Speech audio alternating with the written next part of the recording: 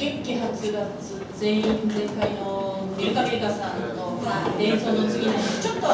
耳やすというか皆さんちょっと息をついていただこうかと思いまして静かな曲もできるんだよそういうような静かな曲だってできるんだからねというもう一曲静かそうに見えてそうだねno se muere nunca. No se muere nunca.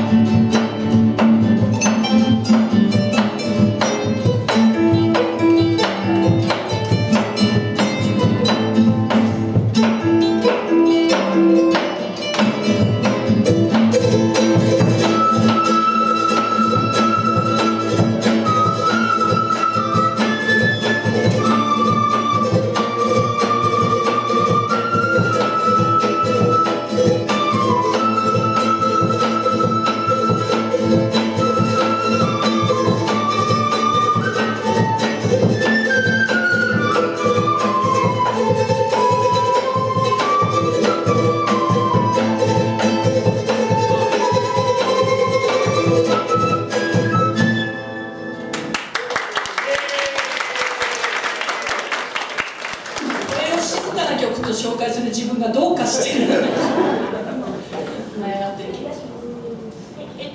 ルカミルカさんと初めて実際にお会いしたのがちょうど1年前の蛍祭りだったんですよって話は先ほどちょっとお話ししたんですが来週なんですよ、ね、来週また皆さんミルカミルカのこの素晴らしいステージがすぐそこで見られますのでね、はい、手帳にメモしてください。何時からですか、リメイパロクタンダー暗くなってからピカパオの前に行くとですね8時ぐらいだそうです。あ、そうですか。もう鳥ですもんね。ポスターの一番下にミルカミルカが街で見かけました。初めて知りました。行くの忘れないようにしてくださいねで、去年ずっとメールとかインターネット上でご連絡を取らせていただいてたのでぜひお会いしたいと去年の蛍祭りを見に来ました。で、伺いますよっていう連絡をさせていただいてました。で、客席ではすごいかっこいいなって盛り上がった後に皆さん控えてるところにご挨拶に行きました。ご挨拶に行ったんです。でもなんか全然ウェルカムな感じじゃなくて誰か来たみたいな顔で見られたんです。おかしいなってちゃんと行くよって言ってたのになって思ったんですけど後になって判明したんですがこの人ブログ書いてましてですねでずっとブログ書いてるんですけけど、内容がフォルクローレとサッカー観戦と畑仕事のことしか書いてないんですね。だからね、それ読んでみんなもう仕事に退治した65過ぎたおっさんがその時見に来てるって思ってたんですって。でステージ上からいないなそんな人って思ってたのに、なんだかひょろひょろと挨拶に来たのでみんなびっくりしたという話がありますね。それが去年、もうあっという間ですね。1年もっとなんかすごく前のような気もするようなついこの間のような本当に素晴らしいステージで、ロックタンガの雰囲気もすごくいいですよね。本当ただの道端にすごいステージできてみんなでわーってすごい盛り上がってる素敵なステージなので、ご近所の方ぜひ来週もロックタンガにご集合くださいませ。で私たちはもう一曲やりましょう。エライプエ、エライプエという曲です。エライプエ、どういう意味かな、ずっと分からなかったんです。で、この曲がどういう意味かと教えてくれたのは、今度は仙台に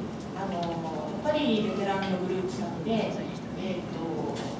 コンボント・トラピチェさんという皆さんがいらっしゃるんですね。で、そこの皆さんとも本当にフォルクローレを通じた小さなきっかけがどんどん大きくなって、今では親しく、私が買った3本に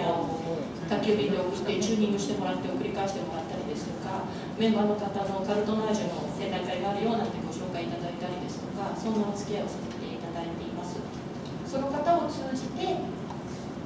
知り合ったまた別の方からエライプエどういう意味か教えてもらいました。まあそんなもんじゃないかっていうような意味だそうです。そんな感じで気楽に、のんびり聞いてください。エライプエ。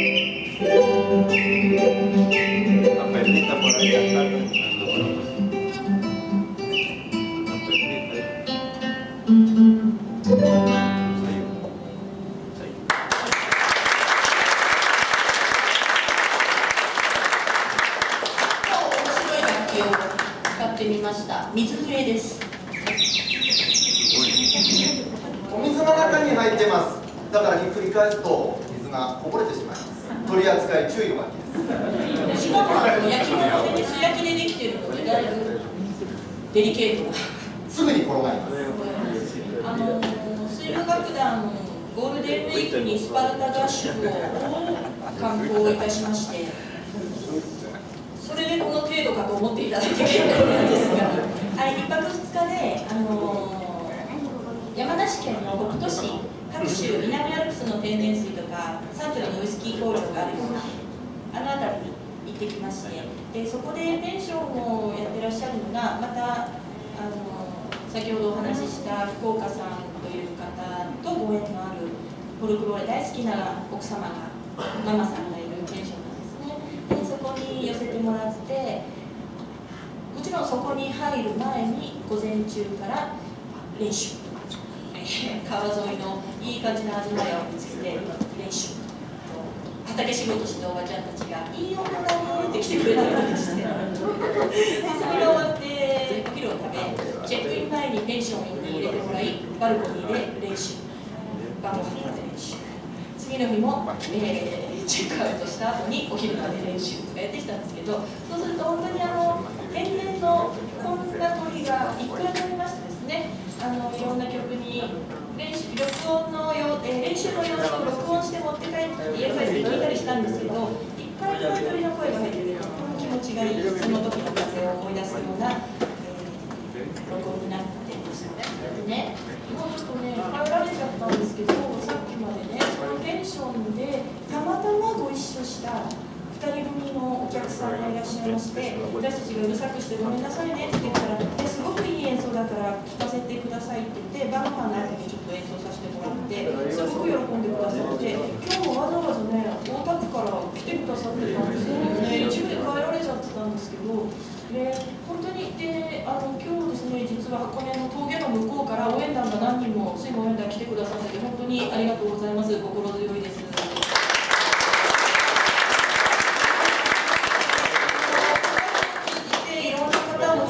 ミルカさんもそうですし、プレイヤー同士であったり、そうじゃない、全然自分は音楽はやらないけど、そこに居合わせたことで知り合うことができた人たち、親しくさせていただくことができる人たちってとってもいっぱいいて、本当に音楽をやっててよかったなと思います。皆様ともここでお会いできたのが何かのご縁、またどこかでお目にかかれることがあればよろしくお願いします。最後の曲の挨拶みたいになっちゃったけど、あと2曲やらせてください。下手な横好きということが皆さんご存知だと思います。やめた方がいいんだろうなとは思いながらも大好きなのでずっとやってきている曲です。カンドンベパラホセのカンドンベ、とっても楽しい大きなリズムなので、皆さん自由に私たちの楽器に合わせなくてもいいです。自由に感じたまま手拍子足拍子いただければ嬉しいです。よろしくお願いします。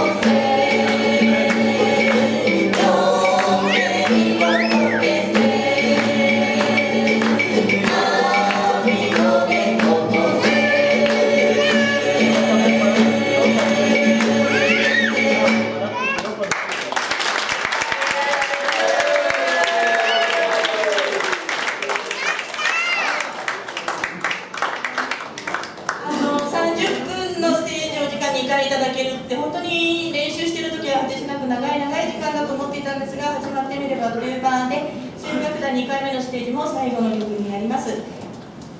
本当に今日はいい時間いただいてありがとうございました。でこれから本ちゃんの10周年のステージを控えているミルカミルカさんの皆さん、でも3部もあるからね、3部ますます盛り上がって、6単打がうんと盛り上がって9月が最高に盛り上がるようにお祈りしています。頑張ってください。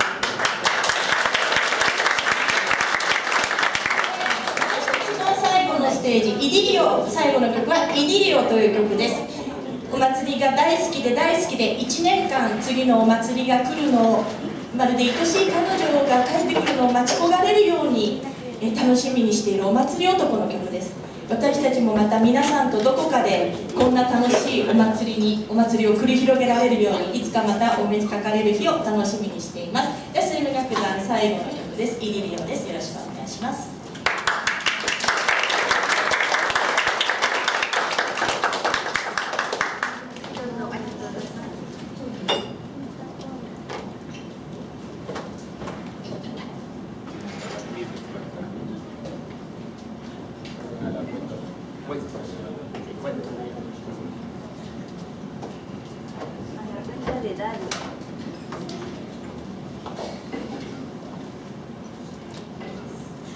Apaya Moreno!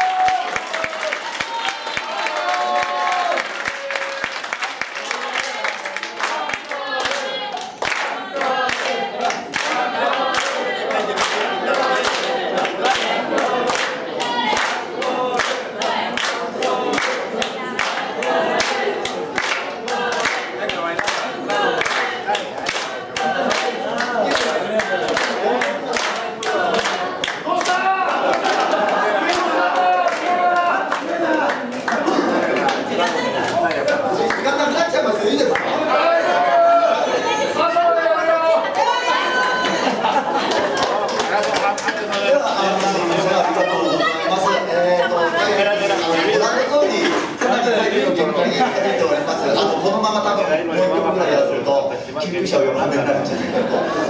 思っておりますので、皆様のご協力があってのということで、お願いいたします。ですので皆さん歌ってくださいねというお願いをここでしたいと思います。皆さんにも、参加していただく場所がある曲ですので、